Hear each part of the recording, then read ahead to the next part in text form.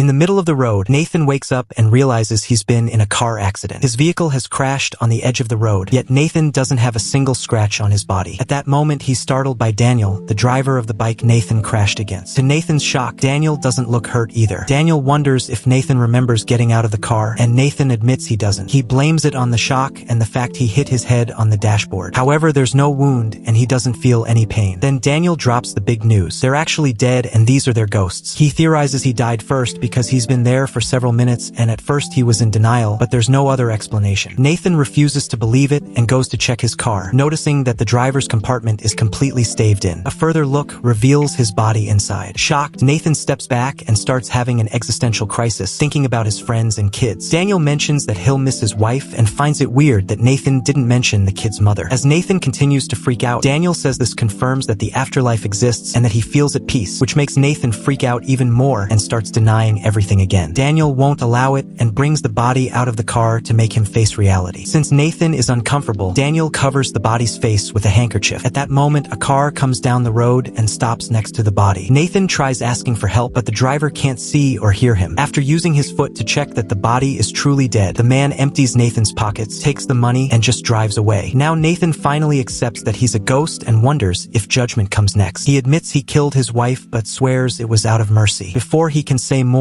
Daniel begins hearing music around them. Suddenly, a mysterious white door appears in front of them at the same time that the area gets covered in snow. Daniel swears the music comes from that door, but Nathan can't hear anything. They're about to cross when a red door appears behind them, looking more sinister. Nathan hears screaming coming from this door, but Daniel doesn't. They conclude the white door must lead to heaven and the red door goes to hell, meaning Nathan is being punished for killing his wife. Nathan freaks out again, explaining that his wife had been sick and he only wanted to put her out of her misery. Daniel ignores him and tries crossing his door, but Nathan pushes him and crosses first. However, nothing happens. When Daniel mentions he should behave better if he wants to get a better door, Nathan apologizes for not seeing Daniel on his bike while he was driving. In return, Daniel admits he had been distracted by a little girl playing at the side of the road. The men share a hug to say goodbye and Daniel crosses the white door, yet nothing happens to him either. He tries again to no avail, and he stops hearing the music. A voice speaks behind them and the little girl Daniel saw appears, meaning she's also dead. She mentions that a man on a bike ran into her and Daniel admits he had drunk before driving, prompting Nathan to explain it hadn't been just an accident. Daniel had been reckless and killed an innocent child. After a short argument, the guys try to guide the girl to the door, but she's been taught not to trust strangers and starts screaming. They fail to calm her down and Daniel gets tired, so he just picks her up and throws her into the white door. The girl immediately disappears, and so does the white door. Afterward, the guys accept it's time for them to cross as well. Daniel hesitates a little, so Nathan kicks him in before explaining the situation with his wife again. He's certain he didn't do anything and refuses to go. However, a huge monster appears on the road carrying souls in its flaming mouth, and a terrified Nathan finally crosses the red door. Then Nathan shows up in hell, where he finds thousands of souls unconscious on the ground. Finding a young girl makes him fall to his knees in shock, and when he grabs her hand, he sees her memories. The girl's name is Jean, and there are creepy shadows in her room. It's normal for her to have trouble sleeping because her parents won't stop arguing about her. The mother wants to help her daughter. However, the father is terrified of the kid and thinks they actually need protection. Tired of this, Jean gets off bed and lets her music box play before checking the window. There's a huge tree outside and she blames the creepy shadows on it. Then she goes downstairs for a snack and notices her parents are still arguing about her. She chooses to make the snack herself and spreads jam on bread slices rather clumsily, although she looks happy to handle a knife. Sometime later, Jean visits her therapist. She tells the woman how she fed some cookie crumbs to baby birds, causing the mother bird to worry about her kids and fly toward her. Jean reacted by strangling all the birds. She also likes poking her little sister with pens because she hates her and even admits she wants to hurt her parents. Jean knows they're afraid of her because she's hurt them in the past while they were sleeping. Since then, they lock her in her room every night. The therapist wants to discuss what Jean did to her sister, but she refuses to talk anymore. The next morning, Jean is at the table demanding breakfast, but nobody comes. Minutes later, she appears eating a bowl of cereal while her clothes are covered in blood. Nearby, her parents are dead on the ground. She doubles check that they're truly gone, then kisses her mother goodbye on the cheek. Next, she makes more bread with jam and goes to the basement, which strangely looks like a huge cave. She gives the food to her friend Tony, a humanoid yet deformed being. Jean thinks Tony killed her parents, but he denies it. While Tony eats, Jean announces that since her parents are dead, he can go upstairs and live with her. Now Tony wanders around the house and is amazed by the feeling of the warm sunlight, which he never saw before. Jean takes him to the bathroom and teaches him how to use the bathtub while she puts on her mother's makeup and jewelry. Once again, Tony is amazed by the feeling of clean water on his deformed skin. Moments later, Tony puts on clean clothes that used to belong to the father, and Jean asks him for help to move the bodies. But first, Jean wants to prepare a surprise as a final goodbye. Using her imagination, Jean prepares a play for her parents' bodies in the audience. She tells the story of waking up to no breakfast, imagining an audience laughing at her jokes. Then she uses a chain to drag Tony to the stage, announcing he's the killer and that he'll be executed. Tony again denies having killed anyone, explaining he has no memories of his existence before appearing in the cave. Jean makes the crowd vote for his execution, and Tony is forced to step on a stool to self-delete. Afterward, Tony hides the mother's body under the double bed, while Jean happily jumps on it, thinking about teasing his parents with a knife while they slept. Soon, Tony brings the father's body to hide it too, and he realizes he can't see himself on the mirror, confirming he's the representation of Jean's dark side, and she killed her parents last night. Since neither of them can cook, they have cereal and bread with jam for lunch. At that moment, someone rings the bell, and Jean opens the door to find the mailman. He needs an adult to sign the delivery, so Jean starts calling for Tony to no avail. The mailman decides to give her a missed delivery card and leaves. Then Jean desperately goes looking for Tony, not finding him anywhere downstairs. As she runs, the creepy drawings she's done through the years are shown. Eventually, she finds Tony in her parents' room, feeding on the bodies. She yells to stop it as the door closes. Later, while her toys burn down, Jean checks on her little sister, who is making a drawing about the murder. Jean announces that Tony is hungry and takes her sister to the kitchen, where she pushes her into the oven before turning it on. Then Jean leaves the kitchen singing a happy tune as the shadows follow her on the walls. In hell, Nathan is disgusted by what he just saw and crawls away. He finds a teenage girl and her mother, so he touches them next. The mother is called Julia, and in the memory, she's trying to make tea while holding back a breakdown. She calls her daughter's name, but she won't answer. Then she notices a dry blood stain on the table. Trying to scratch it off makes her feel worse. Still in denial, Julia goes to the bathroom to take her daughter's body out of the tub, which is filled with bloody water. She continues to cry as Chloe is dragged around like a doll, and eventually she's brought to the kitchen table. Julia serves breakfast for her and talks about possibly going on a vacation together. A flashback from the previous morning shows Chloe in the bathtub trying to buy time. Julia came in and reminded her to hurry up because they couldn't be late to school every day. Afterward, during breakfast, Chloe kept listening to her mom arguing with coworkers on the phone while staring at a knife. Memories of people violently harassing her at school haunted her, making her life miserable. A quick prick from the knife made Chloe's finger bleed and caused the stain on the table. When it was time to leave, Chloe tried to explain she couldn't take it anymore and wanted to skip school, but Julia said Chloe was new, so she only needed a bit more time to make friends. Chloe even cried and called school a true hell, yet Julia thought she was just being a dramatic teenager. In the present, Chloe's body slides off the chair and the cat appears to lick the wound from her self-deletion. Julia scares the pet away and puts Chloe on a wheelchair while ignoring her phone ringing. She suddenly snaps and announces they're going on a trip before rushing to her closet, where she gathers a few things while having another breakdown. Next, she covers Chloe's body with a blanket and swears she loves her even if she wasn't always there for her. Julia also announces Chloe won't have to go to school anymore and that she'll homeschool her instead. When Julia opens the front door to leave, she's shocked to see it blocked by a brick wall. This triggers another flashback of Chloe trying to hide in a bathroom stall while other girls kept calling her names and kicking the door. Their threats forced Chloe to open the door, and they immediately pushed her against the mirror, insulting her before forcing her to her knees. The girls made Chloe lick their shoes while one of them filmed everything. Back to the present, it's revealed the brick wall was a representation of Julia's neighbor, who has come to visit and thinks she heard Julia scream. A panicking Julia says they're leaving on a vacation and tries to end the conversation. However, the neighbor notices she's acting weird and bursts into the house, getting a big shock when she sees Chloe's body. Moments later, Julia is driving away with the body on the passenger seat. She cries as she describes the day Chloe was born, promising a better life from now on. Julia keeps begging Chloe to answer her, and eventually the reality sinks in, so she finally closes Chloe's eyes. This causes her to get distracted and the car crashes against a tree. As a flashback shows Chloe self-deleting in the bathtub and her mother finding her, Julia wakes up bleeding and notices the firemen breaking the door to get her out. She struggles in their arms, not wanting to leave her daughter behind. While some of the firemen drag Julia away from the car, the others check on Chloe and find her dead, assuming for now she died in the accident. Chloe is put in a body bag, ignoring Julia's constant crying and begging. In hell, Nathan covers the bodies of the women and falls on the ground, tired of watching tragedies. At that moment, the devil shows up, announcing he'll guide Nathan to his punishment. Once again, Nathan tries to explain that his wife had multiple sclerosis, but the devil points out she had been crazy and didn't ask for euthanasia, so Nathan hadn't had her consent. Then the devil starts guiding Nathan to another area while explaining that the first step in eternal damnation is semi-isolation, so the souls can forget all the memories from their previous lives and become pure spirits of pain and despair. Nathan crosses a new door and appears in a dark room with other resting bodies. The devil announces the isolation will last 4,000 years, which is nothing compared to the suffering that will come afterward. As Nathan freaks out, the devil leaves and makes the entrance disappear. Suddenly, a blanket moves and a rotting soul called Billy comes out. Billy thinks Nathan is his new toy and immediately attacks him, smashing his head and throwing him around without a care. Nathan is tossed on the ground and Billy begins beating him up until Nathan stops responding. Then Billy yells in frustration as he realizes he went too far and destroyed Nathan's soul, forcing him to reincarnate. In the real world, a mother gives birth to a healthy baby while the devil tells Billy that by sending a damned soul back, he's created the Antichrist. The devil punishes Billy by cutting his head off. Then he explains his body will grow back and Billy's new mission is to bring Nathan's soul back. Sometime later, Billy appears in the baby's room.